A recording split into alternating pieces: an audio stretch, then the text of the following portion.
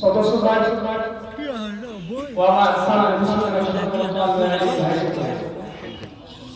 আজকে আমাদের সামনে হিলাস হিরবে একটু এখানে কেন কত এখানে জান্নাত কাকে বলে হিলা হিলা হিলা জান্নাত কি জিনিস হিলাবো জান্নাত দেখো তো হিলাছে এর অর্থ বাগান এবং ফার্স্ট ভাষাটাকে বেহেশত বলা হয় যার বাংলা অর্থ হচ্ছে উদ্যান সুখময় স্থান ইত্যাদি অর্থাৎ যে ব্যক্তি মৃত্যুর পরে ওই ব্যক্তি সবচেয়ে সৌভাগ্যবান যে ব্যক্তি মৃত্যুর পরে জান্নাত লাভ করলো এবং ওই ব্যক্তি সবচেয়ে হতভাগা যে ব্যক্তি মৃত্যুর পরে জান্নাত লাভ করলো। তাহলে জান্নাত কি জিনিস? জান্নাত কি জিনিস আপনারা কিভাবে বুঝায়? শুধু একটু নবী আল্লাহ তাবারাক ওয়া তাআলা নিজে বলেছেন জান্নাত কি জিনিস। জান্নাতের ভিতরে যে রুমগুলো থাকবে সে রুমের নিচেটা হবে সোনা তৈরি এবং তার ছাদগুলো হবে হীরে তৈরি থাকা এবং তার স্ত্রী হবে সেই স্ত্রীরা চাঁদের স্ত্রী হবে।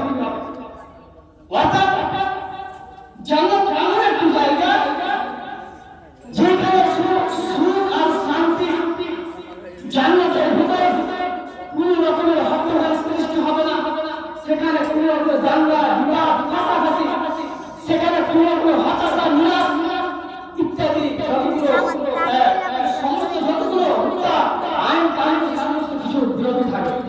অর্থাৎ সেটা হচ্ছে সুখময় স্থান, শুধুমাত্র সুখ আর শান্তি, ওয়াহাবি শান্তির জায়গা, শুধু শান্তি সে গ্রহণ করবে। এই ব্যাপারে বললেন কোরআন কালাম রিজকুন মা'রুফ, অর্থাৎ তাদের জন্য নির্ধারিত রুচি থাকবে, অল্প মাত্রায় জিনিস থাকবে। জান্নাত আপনাকে কি দিয়ে বোঝায়? জান্নাত কি জিনিস? যার ভিতরে একবার যে ব্যক্তি প্রবেশ করবে দ্বিতীয় আপনাকে আল্লাহ তাবারাক ওয়া তাআলা সেই জান্নাত থেকে বের করে দিবে না। অর্থাৎ জান্নাত আপনার দুশ্চিন্তা করার কোনো জিনিস থাকবে না। এই ব্যাপারে একটা হাদিস বলছেন আন আযম ইবনে মুআবিয়া আন আবিহি আন নবী সাল্লাল্লাহু আলাইহি ওয়া সাল্লাম ইন্না ফিল জান্নাতি বাহরুল আসলি ওয়া বাহরুল লাবানি ওয়া বাহরুল খামরি থুম্মা তুশাক্কাল আনহার বাদ। অর্থাৎ আযম ইবনে মুআবিয়া যে হাদিসটি বর্ণিত করেন তিনি বলেন রাসূলুল্লাহ সাল্লাল্লাহু আলাইহি ওয়াসাল্লাম বলেছেন জান্নাতের ভিতর চার ধরনের নদী থাকবে। হিন্দু সাগর বলে হাদিসে বর্ণনা করা এসেছে। অর্থাৎ বলছেন চার ধরনের মুসবি কয়টা বাজে? পানির নদী, ভিতরে রয়েছে মধুর নদী, তৃতীয় নদী এবং 10 দেরি 10 মদের নদী, সাগর নদী।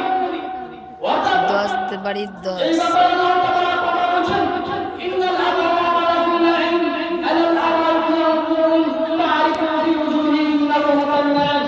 অর্থাৎ যারা নেককার হবে তারা এই সমস্ত নিয়ামতের মধ্যে নিয়োজিত থাকবে, সেখানে বিস্তারিত অবলম্বন করবে। জান্নাতের ভিতরে যেই পানি পান করা হবে সেই পানিতে দুনিয়া শুধু পান নয়, বরং সেটা আরো সবচেয়ে সুস্বাদু হবে। জান্নাতের ভিতরে যে মধুটা পান করতে দেওয়া হবে সেই মধুটা দুনিয়ার কোনো মধু নয়, বরং জান্নাতে যে মধুটা দেওয়া হবে সেটা সবচেয়ে সুস্বাদু হবে। এবং জান্নাতের ভিতরে যেই সারটা পান করতে দেওয়া হবে সেই সারটা কোনো দুনিয়ার সার নয়, সেই সারটা সবচেয়ে সুস্বাদু, সেই সারটা সবচেয়ে মিঠাস। সেই সারা কোনো দুনিয়ার সার নয়, যেই সারটা আপনার বিবেচক থাকবে না, আপনার জ্ঞান থাকবে না, সেই সারা নয়, সেই সারা খেয়ে মানুষের হৃদয় জ্ঞান থাকবে। আল্লাহ তাবারাক ওয়া তাআলা নিজে ওই ব্যক্তিদের জন্য রেখেছেন যারা আল্লাহকে মেনে চলবে। এই সমস্ত নিয়ামত তাদের জন্য রেখেছেন। এর ব্যাপারে বলছেন জান্নাতের এবং দুনিয়ার সাথে তুলনা করা যাবে না। তিনি বলছেন আপনারা একটা হাদিস যে জান্নাতের চারটা সর্বনিম্ন জায়গা দুনিয়ার চাইতে উত্তম। তাহলে দুনিয়ার চারটা সবচেয়ে উত্তম, দুনিয়ার সাথে জান্নাতের কোনো তুলনা করা যায় না।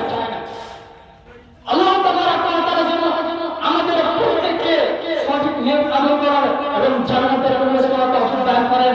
এখান থেকে আমরা বিষয় উপস্থিত করলাম। ওমা তাওফিক ইল্লা বিল্লাহ। আসসালামু আলাইকুম ওয়া রাহমাতুল্লাহি ওয়া বারাকাতুহু।